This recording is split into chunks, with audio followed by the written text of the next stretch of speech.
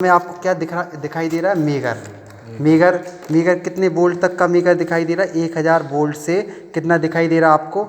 कितना दिखाई दे रहा है? 200 एम एम ओम। तो मेगा ओम तक, ठीक है। तो इसका मेगर का यूज कहाँ होता है? मेगा ओम मतलब होता है किसी भी ओम का मतलब होता है रेजिस्टेंस को मेजर करना, और मेगा क्या होता है? मेगा बड़ी यूनिट होती है, आप लोगों ने देखा होगा, ठीक है। अब इसके बाद आपका मेगर में देखिए, ये ऊपर वाली जो आपको दिख रहे होंगे, इसमें जो नंबर लिखे हुए हैं दिख रहे होंगे, यहाँ से स्टार्ट है 1 है, फिर 5 है, 2 है, 5 है, 10 है, 15 है, 20 है, ये सब प्रॉपर तरीके से आपको दिख रहे हैं। तो इस स्केल को बोलते हैं कैलिब्रेशन स्केल। जो आपको जो निडल दी हुई है, इसको पॉइंटर कहते हैं, ये निडल जिस पर रुकती है उसको वही मेजर करता है, ठीक है। तो ये मेगर का एक और काम है कि हाई इंसुलेशन रेजिस्टेंस को मेजर करना, ठीक है। हाई इंसुलेशन रेजिस्टेंस को मेजर करना। दूसरा काम इसका क्या है कि किसी भी केबल में फॉल्ट होने पर, या केबल हो या आपके क्या जनरेटर के टर्मिनल हो या मोटर के टर्मिनल हो, आसानी से चेक कर सकते हो कहाँ से फॉल्ट हुआ है। हाँ, इसी प्रकार आप किसके अल्टरनेटर या आप ट्रांसफार्मर के भी क्या इस प्रॉपर तरीके से कोर में टच तो नहीं हो रहा, कोई वायर प्रॉपर तरीके से चेक कर सकते हो उससे।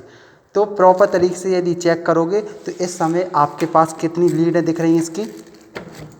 देखो इसमें कितने पॉइंट है? 2 पॉइंट दिखाई दे रहे हैं। तो मेगर के बारे में हमें पहले तो नॉलेज होनी चाहिए। मेगर में क्या, एक रेड पॉइंट दिया हो, एक ब्लैक पॉइंट दिया है, और बाकी आपका ये आपको रेड कलर का स्विच दिख रहा है, इसको कहते हैं पुश स्विच। और बाकी आपकी ये नोब दिख रही होगी, ये नोब क्या होती है कि इस पॉइंटर को प्रॉपर तरीके से सेट करना होता है। यदि जीरो पे नहीं आ रहा तो इसको रोटेट करने के बाद जीरो पे लाना होता। या ये आपको निडल दिख रही है, इसके थ्रू आप निडल को सेट कर सकते हो, ठीक है। ये आपका मेगर है। अब देखिए आपको इस समय प्रॉपर तरीके से हमें इसका काम देखना है, क्या काम होता है मेगर का। तो मेगर का काम के लिए आपको हमेशा इसकी 2 लीड्स को क्या करोगे, मेगर को प्रॉपर तरीके से 2 लीड्स आपको मिल गई इसके आउटपुट में। अब देखें, हम बाई चांस हम किसी भी चीज़ का रेजिस्टेंस को, यदि हम हाई इंसुलेशन तार है, एक आपका तार कहाँ है, कोई भी तार निकालो आप, यदि ये तार है, इसको इनके दोनों पॉइंटों को छीलो। आपको क्या है, वायर हमने निकाला, ये वायर का हमें पता करना है कि ये वायर बीच से ब्रेक है कि नहीं है, कि इसके अंदर कोई फॉल्ट तो है कि नहीं है। तो आप आसानी से मेगर के थ्रू इनके बीच का फॉल्ट का पता कर सकते हो कि ये तार कैसा है। तो इन दोनों तारों को आप अपने हाथों से लगाओ पहले, दोनों को प्रॉपर तरीके से आप इनको दोनों लीडों को लगाने पर दोनों लीड लगाई। अब देखें हम प्रॉपर तरीके से हम इस वायर का रेजिस्टेंस या हम इस वायर को पता करते हैं इसके अंदर फॉल्ट है कि नहीं है अंदर से, बाई चांस इसके वायर बीच से ब्रेक हो, ठीक है, कि इसका आउटपुट मिल रहा है कि नहीं मिल रहा है। तो हम यदि ये वायर आपस में यदि सही होगा तो क्या कहलाएगा, ये वायर शॉर्ट सर्किट कंडीशन में। यदि कहीं से भी ब्रेक होगा तो इसको कहते हैं ओपन कंडीशन, ठीक है, ओपन। तो अब देखें इस समय आपके मेगर में आपकी निडल कहाँ है, इनफाइनाइट पे है, इनफाइनाइट पे है। तो हम इसकी वायर का टेस्टिंग करना स्टार्ट करते हैं, कैसा है ये वायर। तो आपको देखो, हम जैसे ही इसका पुश बटन को प्रेस करते हैं और आपकी निडल जाकर किस पे मिल जाती है, जीरो। स्केल पे कहाँ पहुँची निडल आपकी, जीरो पर। जीरो का मतलब हो गया कि एक इस समय आपके देखिए ये दोनों पॉइंटर हैं, तो एक क्या है, शॉर्ट सर्किट है। शॉर्ट सर्किट मतलब इसका रेजिस्टेंस क्या हो गया, जीरो। तो करंट क्या होगी इसमें, हाई।